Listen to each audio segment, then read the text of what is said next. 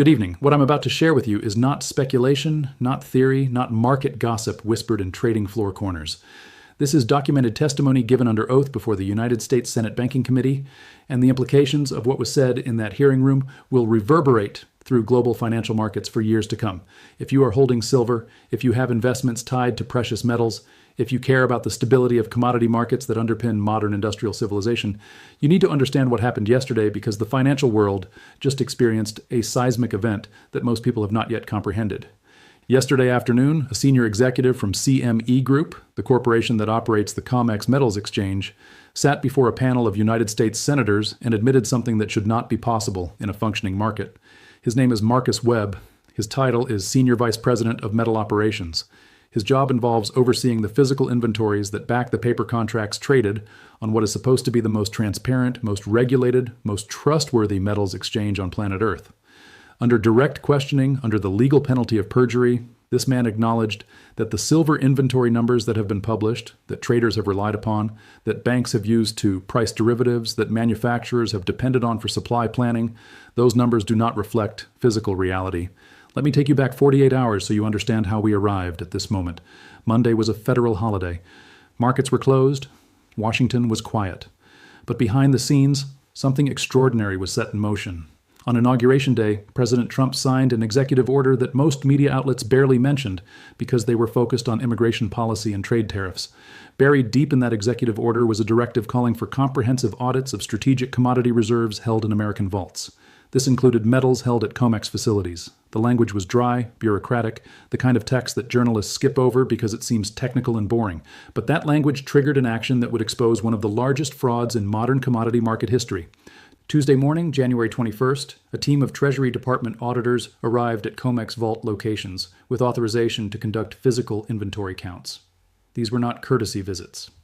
These were not the usual self-reported audits that exchanges file quarterly. These were hands-on, bar-by-bar, serial number by serial number physical counts conducted by federal officials with legal authority to access every corner of those facilities. They had clipboards, scanning equipment, security clearances, and one straightforward mandate: verify that the silver reported in official COMEX inventory data actually exists in physical form. According to the most recent COMEX inventory report published January 17th, there should have been 286 million ounces of silver sitting in those registered vaults. That is the number the exchange broadcasts to the world. That is the number that appears on financial terminals in every trading room from New York to Singapore. That is the foundational data point upon which billions of dollars in contracts, derivatives, and industrial supply agreements are based. 286 million ounces. When the Treasury auditors completed their physical count and cross-referenced serial numbers against vault manifests, they found 31 million ounces. Pause for a moment and consider what that means. The official report claimed 286 million ounces. The physical count found 31 million. That is a discrepancy of 255 million ounces. At current market prices, hovering around $70 per ounce, that represents over $18 billion worth of silver that exists only as digital entries in a database. $18 billion of phantom inventory. Silver that traders believe exists, that contracts are written against, that industrial buyers think they can access, but that cannot be touched, cannot be shipped, cannot be used, because it simply is not there. When those audit results were transmitted back to Treasury Department officials, the response was immediate and unprecedented. Within 3 hours, the Senate Banking Committee convened an emergency closed-door session. No press was notified, no cameras were allowed, no official transcript was ordered. This was meant to be a private crisis management meeting, a chance for regulators and exchange executives to get their story straight before any public disclosure. But someone in that room was recording, and by 9 o'clock last night, that audio recording had been simultaneously delivered to Reuters, Bloomberg, and the Financial Times. By 10 o'clock, excerpts were circulating on social media. By midnight, the full audio was available online. The cat was out of the bag, and there was no putting it back. I have listened to that audio recording multiple times, analyzing the tone, the pauses, the exact phrasing used by the witnesses under questioning. What struck me most was not the anger from the senators, though there was plenty of that. It was the lawyered caution in every word spoken by Marcus Webb. This was a man who understood that every syllable would be scrutinized, that any admission could trigger legal liability, regulatory sanctions, investor lawsuits, even criminal charges. Yet despite the careful language, despite the coaching he clearly received from the attorneys sitting beside him, he could not deny the fundamental facts. Senator Elizabeth Warren opened the questioning. She is known for her prosecutorial style, her ability to cut through technical jargon and force witnesses into yes or no answers. She looked directly at Webb and asked him to explain the discrepancy between reported inventory and the physical count conducted by Treasury auditors. Webb did not answer immediately. He turned to confer with his legal counsel. The microphones picked up muffled whispers but no clear words. This consultation lasted nearly 2 full minutes, an eternity in a Senate hearing. The room was silent except for the rustle of papers and the occasional cough. Finally, Webb turned back to the microphone and delivered a response that was clearly scripted, clearly approved by lawyers, and absolutely devastating in its implications. He stated that the COMEX inventory reporting system operates on what he called a different methodology than a simple physical count would suggest. He explained that the figures published in official reports include metal that is allocated across multiple ownership structures. He used phrases like operational flexibility and market efficiency. He emphasized that these practices have been standard industry procedure for decades. He suggested that anyone familiar with commodity markets would understand these conventions. It was a masterclass in corporate obfuscation, saying everything while appearing to say nothing. But the senators were not buying it. Senator John Kennedy from Louisiana interrupted. Kennedy has a reputation for folksy language that conceals a razor-sharp legal mind. He leaned into his microphone and said something to the effect of, "I am just a simple country lawyer, but it sounds to me like you are telling this committee that the same silver gets counted multiple times. Is that accurate?" Webb hesitated. You could hear it in the audio, that split-second pause that reveals discomfort. Then he acknowledged that yes, in certain circumstances, metal that serves as collateral for multiple contractual obligations may appear in inventory figures in ways that reflect those obligations. He called it a fractional allocation model. He insisted it was transparent to market participants. He claimed the industry has always operated this way.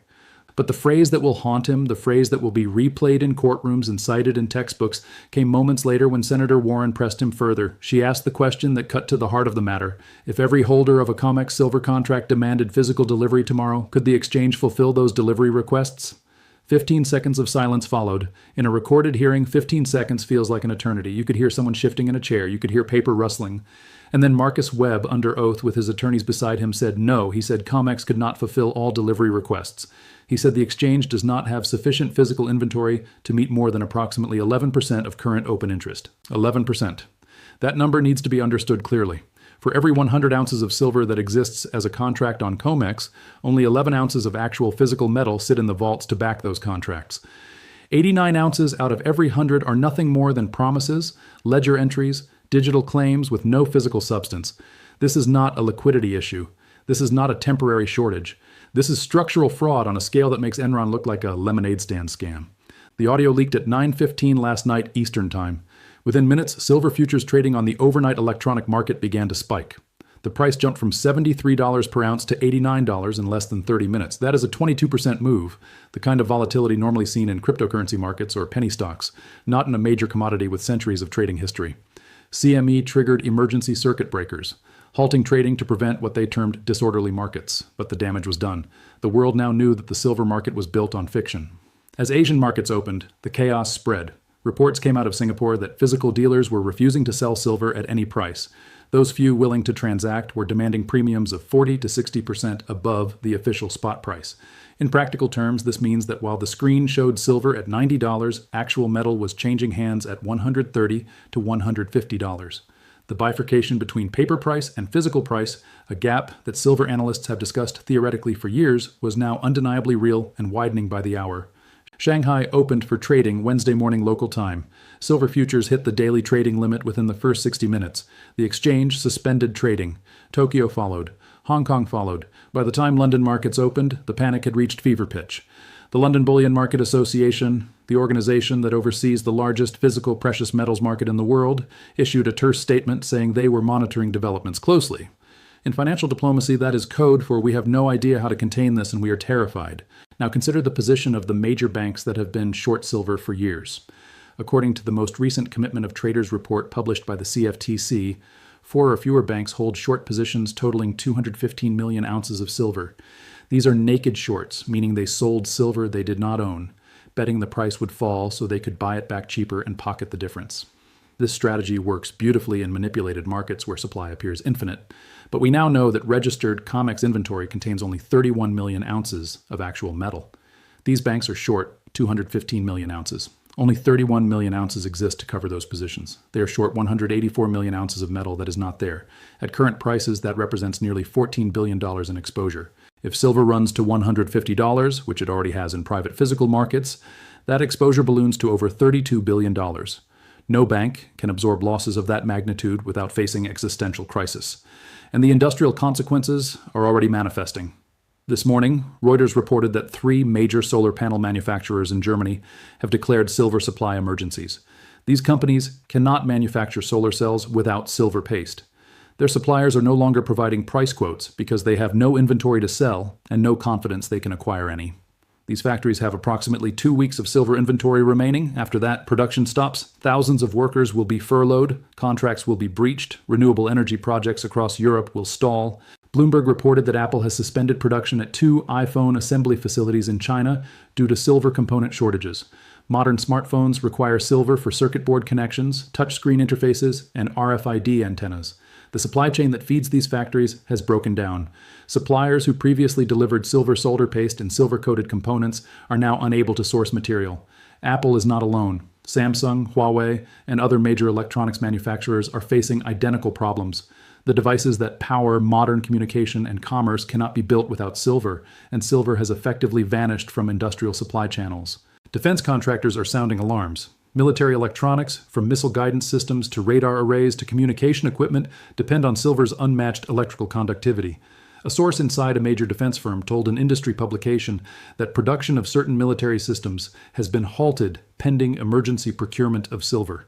This is not a matter of profit margins or quarterly earnings. This is a matter of national security. Weapon systems cannot be manufactured. Defense readiness is being compromised because a commodity market was allowed to operate as a fractional reserve scheme with no oversight and no accountability. The federal government is scrambling to respond. The Treasury Department released a statement confirming that discrepancies in COMEX inventory reporting are under active investigation. The Commodity Futures Trading Commission announced an emergency review of exchange reporting procedures and inventory verification protocols.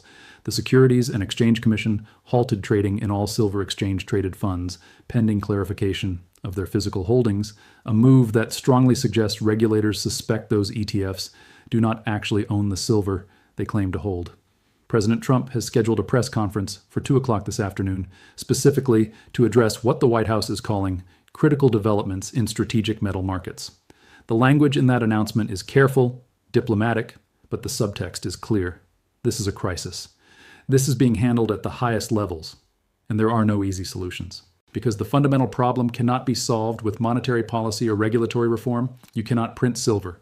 You cannot create it through quantitative easing. You cannot bail out a shortage of physical atoms with paper currency. Silver is a finite element. It must be mined from the ground, refined, fabricated, and delivered. Global mine production is approximately 800 million ounces per year.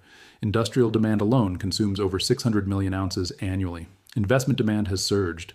If even a fraction of the paper claims on COMEX are converted into demands for physical delivery, there is simply not enough metal to go around.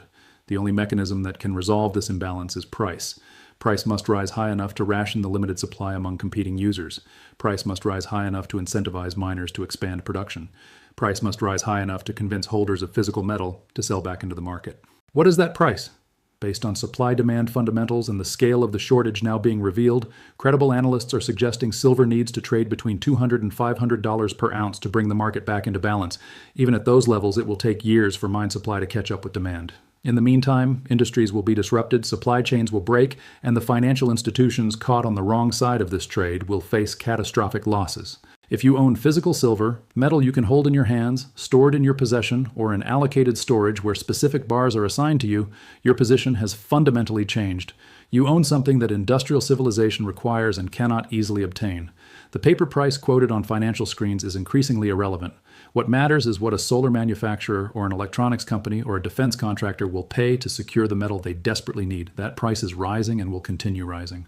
But if your silver exposure comes through ETFs, through unallocated accounts, through futures contracts, you need to understand that Marcus Webb just admitted those claims are backed by only 11% physical metal. When settlement comes, and it is coming, you will not receive silver. You will receive cash. That cash settlement will be calculated at a price determined by the exchange or the fund manager, a price designed to limit their liability, not to compensate you fairly for the true value of physical metal. The window to convert paper claims into physical possession is closing rapidly.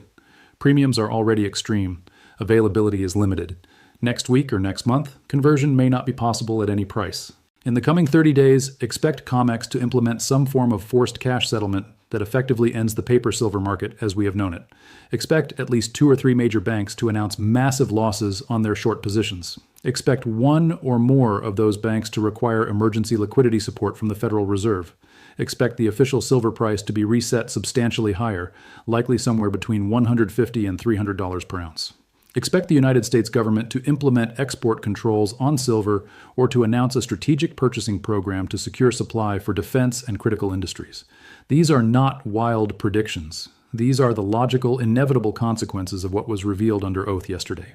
January 21st, 2026 will be remembered as the day the fiction died. For 50 years, the silver market operated on trust. Trust that inventory reports were accurate. Trust that the metal existed. Trust that contracts would be honored. That trust is shattered. It is not coming back. What comes next will be painful, chaotic, and transformative. Markets built on lies eventually collapse under the weight of reality. Reality has arrived. The reckoning has begun.